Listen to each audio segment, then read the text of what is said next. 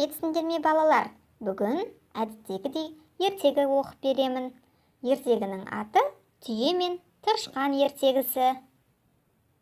Ертеде адамдар әр жылды жан-жануарлар атымен атауды ұйғарады.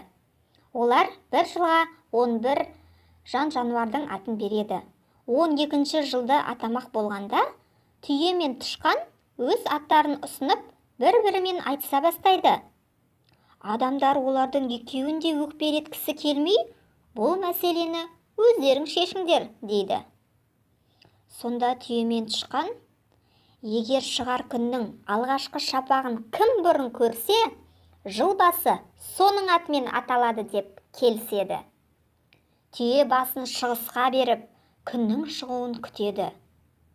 Түйенің өркешіне білдірмей шығып алған тышқан да шығыстағы таулардың ұшар басынан көз айырмай қарап тұрады. Кәне, қулығын қарамайсыңдар ма?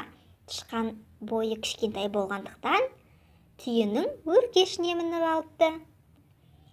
Күннің алғашқы шапағы таулардың шыңдарына түскен кезде тышқан бірінші болып, «Мен бірінші көрдім» деп айқай салады. Өйткені ол түйенің өркешіне шығып алған еді, айтқан едім, е?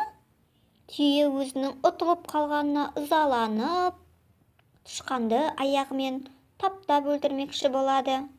Бірақ тышқан қашып барып, үйілген күлдің астына тығылып қалады. Содан бері ашуға ызыққан түйе күл көрсе, тышқанды таптамақ болып, күлге алмайды екен. Әне, аңыз қайдан шыққан? Ал жылдың басы түйе емес, тышқан болыпты.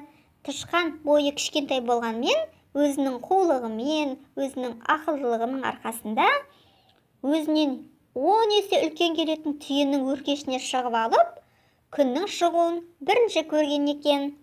Түйе бойына сеніп, жылдан құр қалыпты. Ал 12-ші жыл тышқанның атымен аталған екен.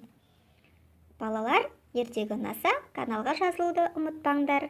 Ертең әдеттегідей бұдан да қызық ертегі болады. Қош, сау болыңдар.